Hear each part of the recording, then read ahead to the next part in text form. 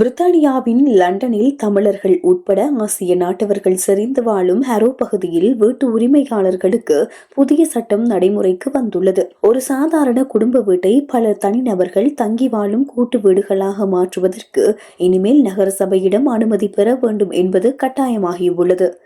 ஹரோ நகர சபை அங்குள்ள குடியிருப்பு பகுதிகளின் பாதுகாப்பையும் பாரம்பரியத்தையும் பேணும் நோக்கில் ஒரு அதிரடி சட்ட மாற்றத்தை கொண்டு வந்துள்ளது. ஆர்டிகிள் 4 டைரக்ஷன் என்று அழைக்கப்படும் இந்த புதிய வீதி விதிமுறைகள் கடந்த ஜூன் மாதம் 12ஆம் திகதி வெள்ளிக்கிழமை முதல் அதிகாரப்பூர்வமாக நடைமுறைக்கு வந்துள்ளன. HMO ஹவுசிங் மல்டிபிள் ஆக்குபேஷன் என்பது வெவ்வேறு குடும்பங்களை சேர்ந்த பல தனிநபர்கள் சமையலறை, குளியலறை அல்லது வாழும் அறைகளை பகிர்ந்து வாழும் கூட்டு வீடுகளாகும்.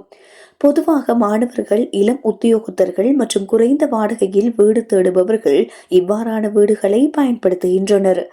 இதற்கு முன்னர் இருந்த சட்டங்களின்படி ஒரு குடும்ப வீட்டினை 3 முதல் 6 பேர் வரை வாழும் சிறிய கூட்டு வீடுகளாக மாற்றுவதற்கு நில உரிமையாளர்களுக்கு தானியங்கி உரிமை இருந்தது.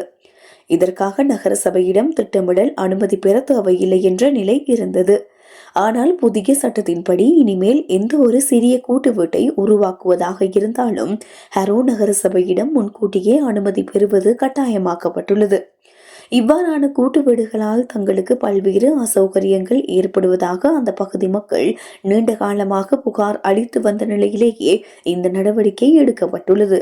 குறிப்பாக இத்தகைய வீடுகளால் ஏற்படும் அதிக சத்தம், குப்பைகள் கண்டபடி கொட்டப்படுவது, சமூக விரோத செயல்கள் மற்றும் குடும்பங்கள் வாழ்வதற்கான வீடுகளின் பற்றாக்குறை போன்ற பிரச்சினைகளுக்கு முற்றுப்புள்ளி வைக்கவே இந்த புதிய விதிகள் கொண்டு வரப்பட்டுள்ளன. இதன் மூலம் புதிய விண்ணப்பங்களை நகரசபை ஒவ்வொன்றாக ஆராய்ந்து அண்டை வீட்டாருக்கு ஏற்படும் பாதிப்பு, வாகன நிறுத்த வசதி, குப்பை சேகரிப்பு வசதிகள் போன்றவற்றை பரிசீலித்த பின்னரே அனுமதி வழங்கும்.